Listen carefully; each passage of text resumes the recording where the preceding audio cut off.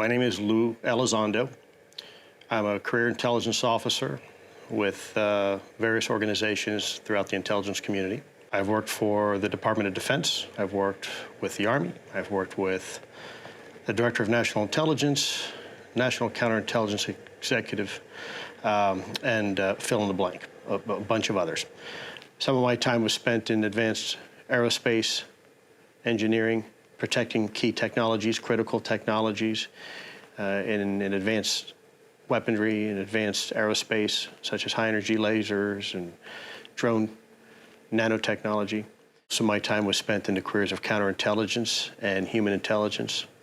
What makes intelligence, I think, unique is that you have a career field dedicated entirely to the art of observation, of understanding how things work, looking at those things maybe from a slightly different perspective and trying to figure out what it is that you're actually seeing. So as a trained observer, I think intelligence is one of those fields that gives you a little bit unique perspective on things. It was in this position I learned that the phenomenon is indeed real. Until he stepped out on stage last October alongside rock star Tom DeLonge and other former government insiders, most of the world had never heard of Luis Elizondo, which is how he liked it. Elizondo's government career was spent in the shadows, mostly as a Pentagon intelligence officer. I was at the top of my game in my career field, and I left it all to have this conversation with the American public. The conversation is about UFOs. For almost 10 years, Elizondo was a central figure in a secret Pentagon program to study unknown aerial threats. Elizondo tells us AATIP was a loose-knit mix of scientists, electro-optical engineers, avionics and intelligence experts, often working part-time. They combed through data and records and analyzed videos like this.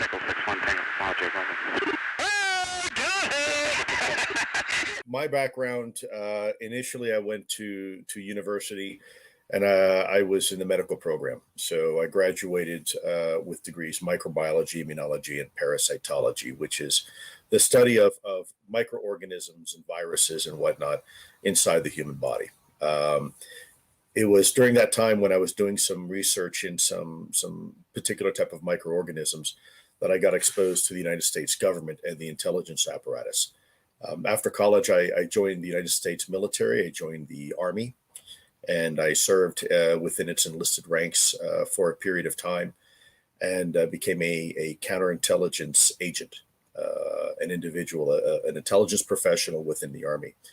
From there, when I left the Army, I was recruited into a special activities program where I focused initially in my efforts were in South America and Latin America writ large because of my background being Cuban American and I guess my language skills. So I spent time in Central America and working throughout the Latin American hemisphere, primarily doing things such as counterinsurgency and counter support to counter narcotics. It wasn't until September 11th that my focus then changed to primarily counterterrorism and counterespionage. I spent quite a bit of time over in the Middle East and in Afghanistan, running intelligence operations, primarily human intelligence and counterintelligence missions. In this particular case, in 2008, I had left working the Director of National Intelligence, the DNI, and was asked to come over to the Department of Defense to establish some new programs. And it was during that time that some people approached me, not too different than what you would see in a Hollywood movie, which is kind of bizarre. But some folks showed up to my office and they said, "Hey, are you Lue Elizondo? We'd like to talk to you." And of course, the first thing that comes to mind is, what I do now, right? Right.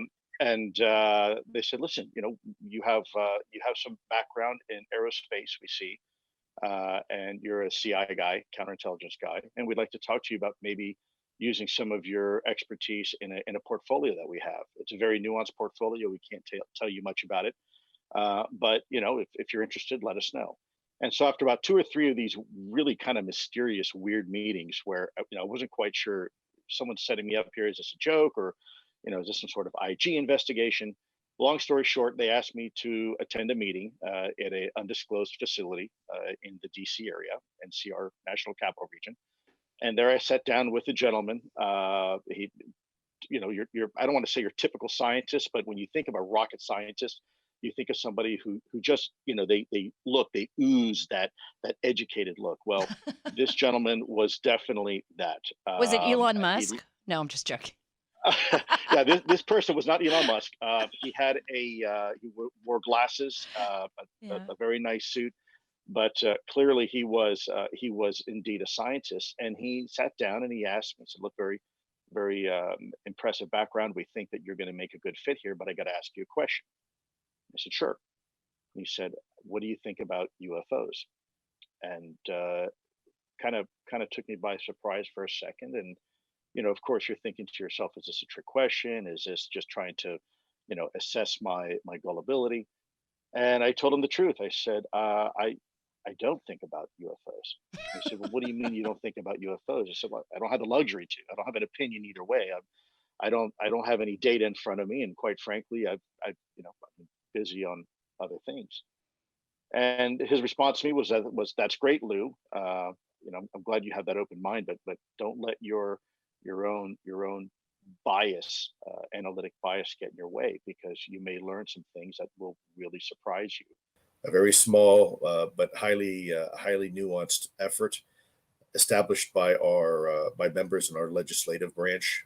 Four senators, very senior senators, had set this program up to study UFO incursions into controlled U.S. airspace. And in 2017, I resigned my position out of a frustration of over secrecy and an inability to provide this information through my chain of command. Obviously, we were being paid a significant amount of money from taxpayer dollars to perform a mission, and the bureaucracy didn't allow the results of that mission to be provided up through the chain of command. And so finally in 2017, out of an abundance of respect for our Secretary of Defense, Jim Mattis, who I had the honor and privilege to serve with in combat, I resigned because I in my heart, I believed he had a need to know. He should know what's going on.